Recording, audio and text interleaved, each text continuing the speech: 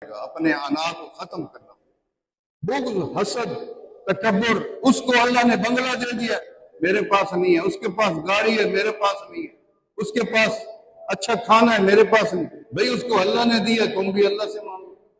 کس لیے جلتے ہو؟ کس لیے تمہیں حسد پیدا ہوتا ہے؟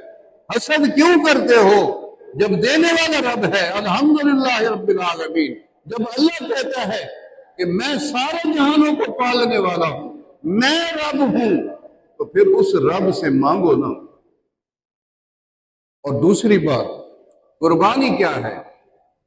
قربانی جب ہم جانور کو ذبح کرتے ہیں صرف تماشا دیکھنے کے لیے کرتے ہیں کہ کیسے وہ تڑپتا ہے، کیسے ٹانگیں مارتا ہے، کیسے اس کی روح نکلتی ہے۔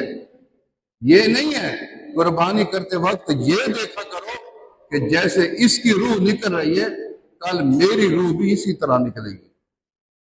میں نے بھی مرنا ہے، جس طرح یہ جانور مر رہا ہے